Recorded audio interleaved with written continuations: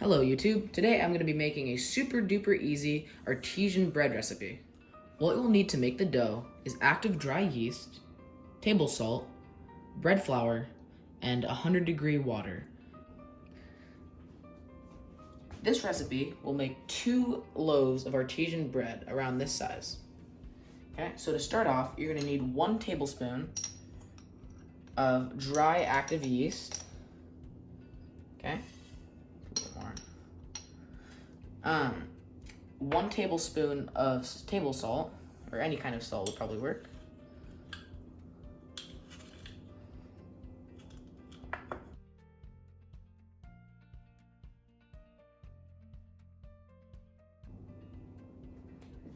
And 2 cups of hot water.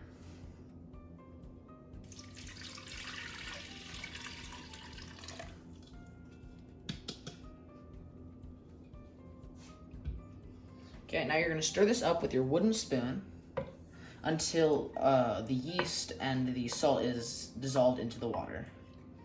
So there's not any clumps in there. Once you have done that, you can add in the flour. You will need 4 cups of flour for this recipe. Don't forget to use bread flour.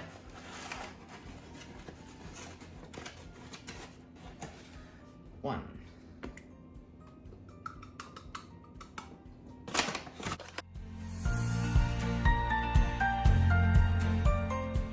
Okay. Now that you've added your flour added, you're just gonna stir it up. Okay?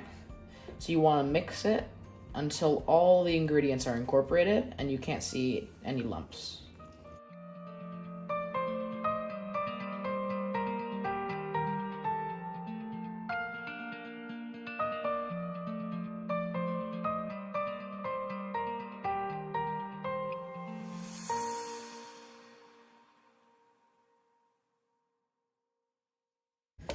But you can see how this dough is nice and smooth now.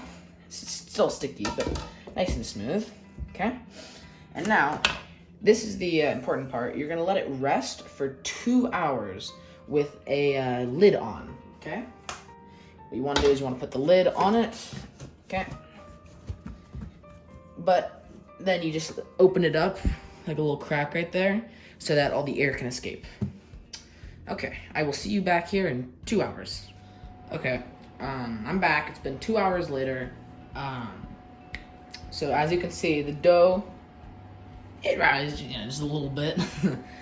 No, but yeah, so it rises a really good amount.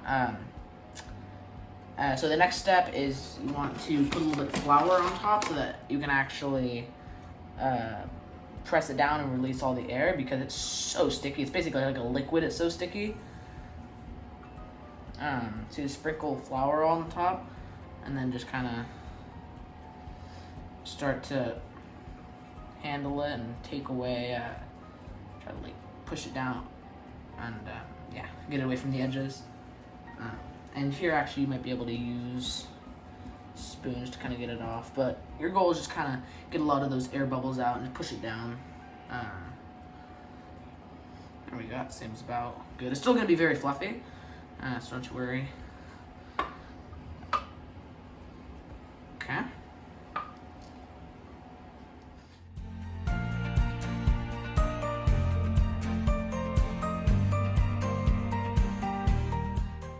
And now all I'm going to do is just try to divide the bowl of dough into 2 equal pieces to put on the pans.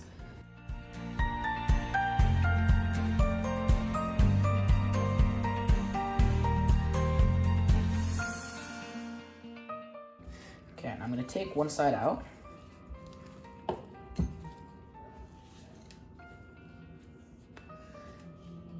Now, like I said before, this recipe makes, you want to get a ball of dough about the size of a softball, okay? So it's going to be about like that, if you can kind of visualize it. And then what you're going to do is you're just going to tuck around the sides using flour in your hands. You're just going to, you don't want to work the dough too much, in case it, it just makes it too, not firm enough. Okay, but you're just gonna want to tuck the sides under just like this to get a nice ball of dough like that, okay? And you're gonna place it on the pan, okay?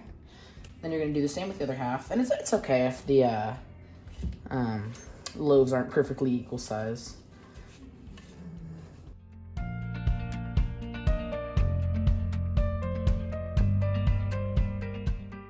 If you see any air bubbles, you just want to pop them. But that's good. It's a good sign if you see lots of air bubbles.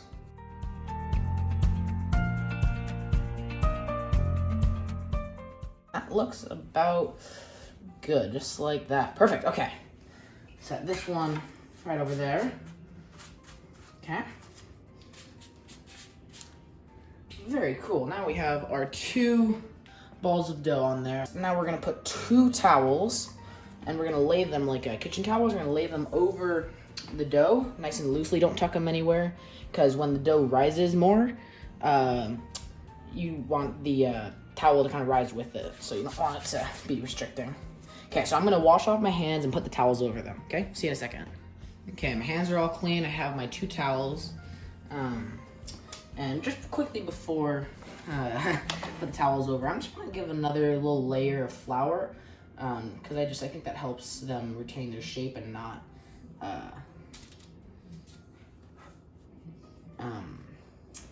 not really flatten out too much, or flour's good.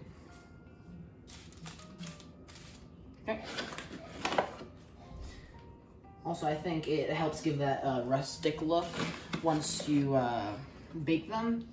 Helps, just a lot of flour helps that rustic look. Okay.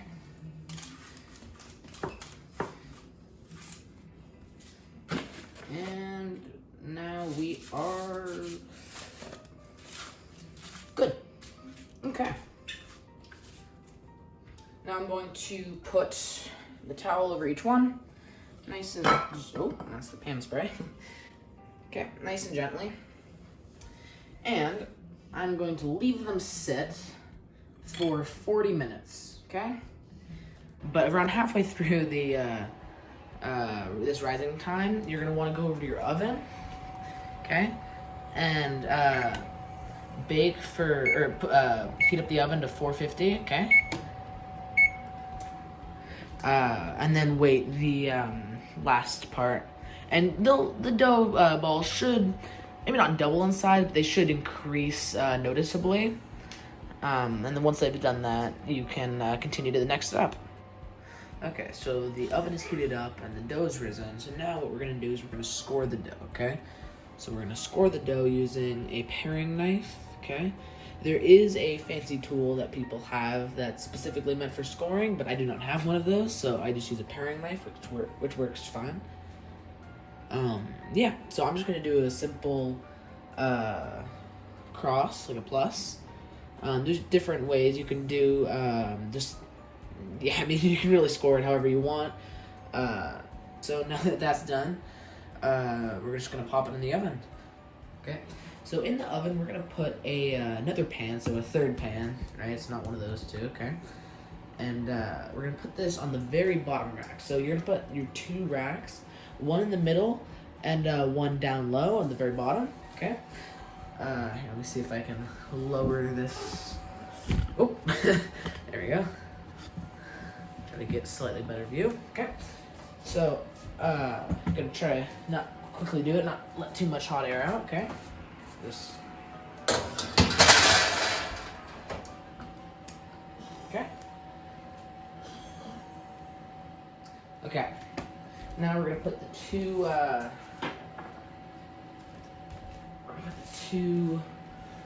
loaves in quickly, or as quickly and nicely as possible. Don't throw them around too much because they're you gotta be very delicate. I'm just gonna close this so it doesn't lose too much heat. Okay. Now this is a secret. Water. Okay. As you see, that I put the pan in there. You're gonna pour this cup of water into the pan. when you open it up, and that will create a nice crispy crust on the bread, and will make it nice and moist. Okay, so you're gonna go like that, fill out the wrap, and then carefully, it might make a little bit of a mess. Carefully. Oh, okay. And then just slide the wrap back in. Okay. There we go. Okay, now we're gonna set the timer. We're gonna set it for 20 minutes. Okay. And then after 20 minutes, we're gonna check up on it and maybe turn it if it looks like it's cooking unevenly. But overall, the cooking time should, depending on the oven and humidity in the air and a bunch of different factors, should take anywhere from 20 to 30 minutes, I'd say. Maybe a little bit more, depending, but yes. So I'll see you.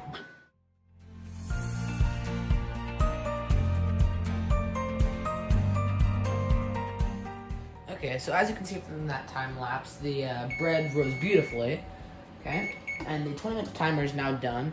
And like I said, the time of cooking can vary, but I looked in there and they actually seem to be pretty well done. So I'm gonna take them out super quick. And that's not good. I don't know, I'll set that aside. Yeah, so I'm just gonna take them out and check them. They seem pretty good, actually. I don't know. Okay.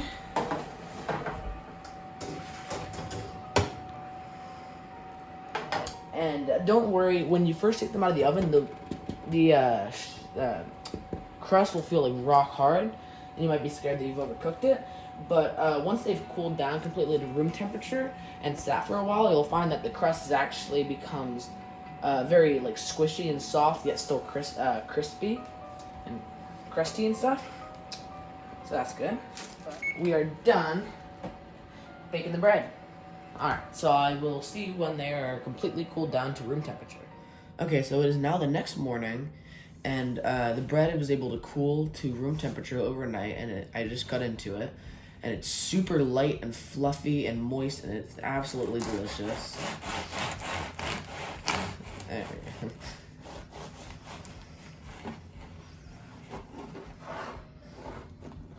So as you can see, it's nice and soft and squishy, and has a lot of air bubbles, and yeah, it's good bread.